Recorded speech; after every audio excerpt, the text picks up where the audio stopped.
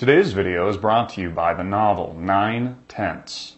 So the Federal Reserve has its economy, the Fortune 500 their economy, the 1% its economy. Dude, where's my economy?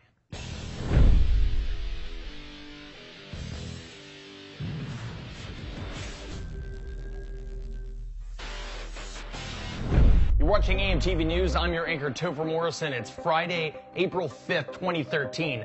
Behind me, artwork by Butcher Billy, my pals, OBL, Bush, and Gaddafi. Find his information on the links below.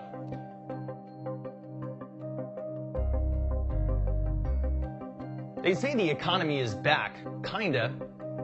Okay, not really. Yeah, nobody wants to talk about it. I mean, my God, there's so much else to talk about. Nuclear North Korea, the evil Bashar al-Assad, Cyprus, continued violence in North Africa, gun grabs across the country chipping away at the Second Amendment, 30,000 domestic drones on the horizon, and of course the Monsanto Protection Act. Man, the list goes on. But hey, at least we have our economy. So we're told. Many of us think this is a conversation worth having a million times. I sure do. That is to say, what our economy is and what our economy is not. Because of the Federal Reserve's magical printing press, our stock market has reached historic highs. The same thing happened in Great Britain when the Bank of England dumped funny money into the economy. Stocks rose 26%, nearly $1 trillion, disproportionately enriching the wealthy. Why? Because here in America, 82%, like in England, of individually owned stocks are held by the top 5%. Now, in normal economics, these are the job creators, the profligate spenders, etc., which spur our economy. But what are the wealthy doing in this country? Nothing risky, that is for sure. It's either back in equity markets where the water is warm for now, markets like the anachronism known as the Dow Jones representing a paltry 30 companies, or they're conservatives staying in money markets or bonds, or maybe they're crafty, parking their cash on some island off the coast somewhere, hoping it doesn't get stolen again. You know what all this means? Is business as usual, of course. The only money maker here is government and its lackey corporations I just referred to. Fannie Mae posted record profits of $17.2 billion, for example. The only question is, when will they pay us back? Even if they do, of course, it's going to be with our own money. Remember how the big banks and Big Auto did that the last time? Even after all the fear-mongering over defense cuts during the sequestration, The Hill reports yesterday the biggest defense company's share market has soared faster than the stock market since the axe fell on March 1st. In fact, while the S&P is up 3.7% and the Dow Jones Industrial Average has risen 4.3%, Boeing has jumped 9.6%, Lockheed Martin is up 8.3%, Northrop Grumman has climbed 6.1%, and Raytheon is up 6%. As I highlighted last month, the counties surrounding Washington, D.C. are not only the wealthiest, they never went through a recession. They will never go through a recession and will in fact grow in every measurable way because government does not create, innovate, or pioneer. It merely redistributes, just not always the way liberals want. This means nothing new, no new directions, just maintenance of the status quo. Hence the stagnant job market, officially hovering at 7.7%. And when the underemployed and those who quit working are added into the mix, we're looking at a real 15% unemployment rate. Even for those poor suckers, the 90% who actually work in this economy, I unfortunately include myself in that number.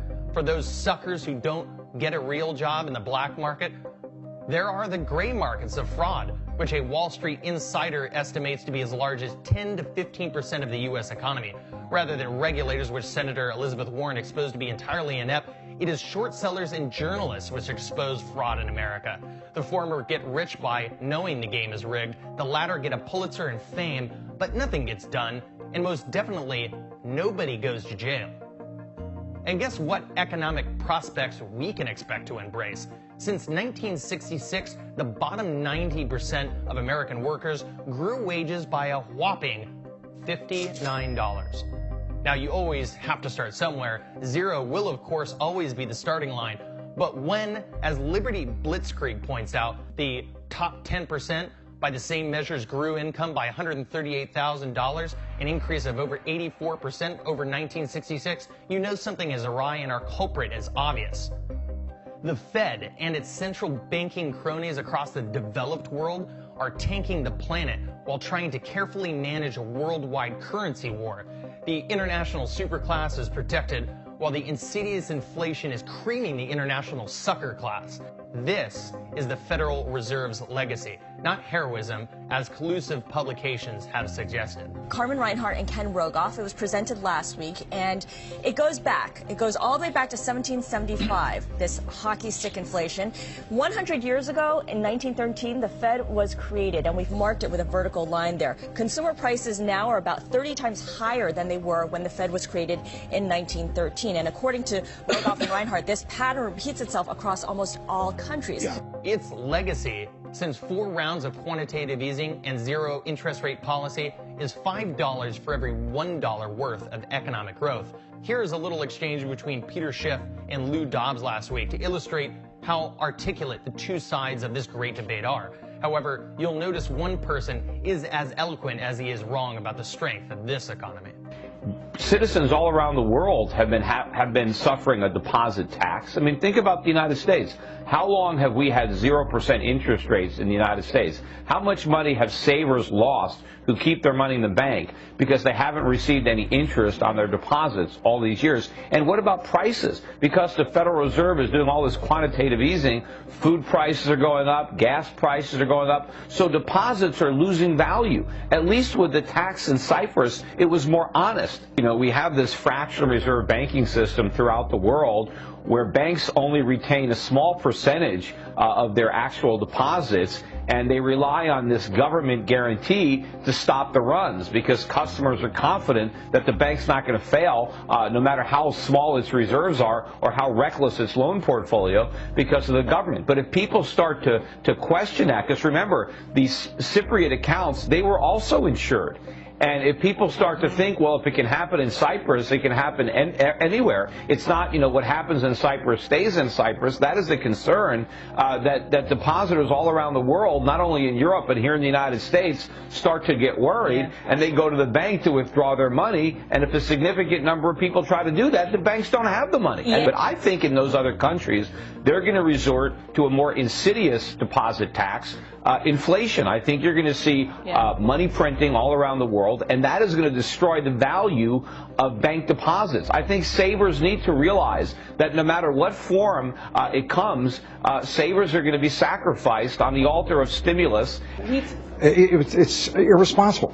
What Peter Schiff had to say, I mean, come on. I love listening to him because he has such an adventurous and imaginative mind. The fact is, the best of the worst, I can't imagine why Peter would want to even live in this economy. My God, why not go off and, you know, live over the, you know, put his residence on top of that offshore bank and make sure he manages it well. Have a good time. This is an absurdity.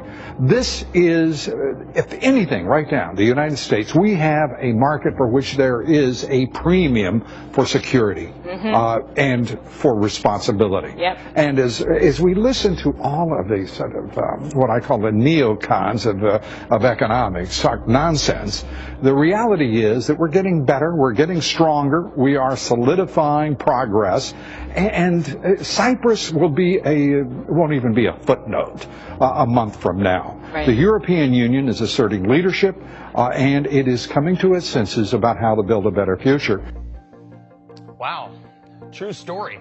David Stockman, former budget director under Ronald Reagan, in a widely discussed article this week in the New York Times, gave a sobering analysis of this long-term economic destruction, similar to what Dobbs used to give when he wasn't, of course, on Team America television.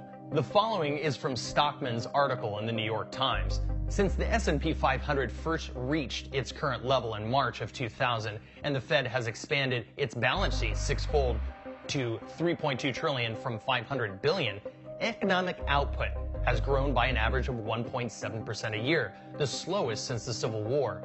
Real business investment has crawled forward at only 0.8% per year, and the payroll job count has crept up at a negligible 0.1% annually. Real median family income growth has dropped 8%, and the number of full-time middle-class jobs 6%. The real net worth of the bottom 90% has dropped by 1/4. The number of food stamp and disability aid recipients has more than doubled to 59 million, about 1 in 5 Americans. Now we know what the economy looks like, so what about the future of this economy? Well, if education in this country has anything to say, and let me be clear, if it has anything to say, we're For years, we've lagged behind K-12 education, literally coming in last in math and science among the developed world. It's been okay because for some reason, Americans from whatever background they hail somehow become insanely productive. However, Michael Snyder of the Economic Collapse blog noted something shocking while detailing the explosive growth of poverty in America. At a McDonald's in Massachusetts, it read on a hiring poster, quote, 1 to 2 years experience and a bachelor degree required. If that is what it takes to get a job at McDonald's these days, I think I've figured out the reason why the record default rate on college loans has reached its high pitch. With as many degrees as there are dollars floating in this economy, I ask again, dude, where is my economy? Capturing every corner of the alternative media, watch AMTV News Monday through Friday. Follow me on Twitter at AMTV News and like us on Facebook at Greenwave TV. Find my source material and more videos like these at amtvmedia.com and greenwave.com. Both are part of the AMTV network.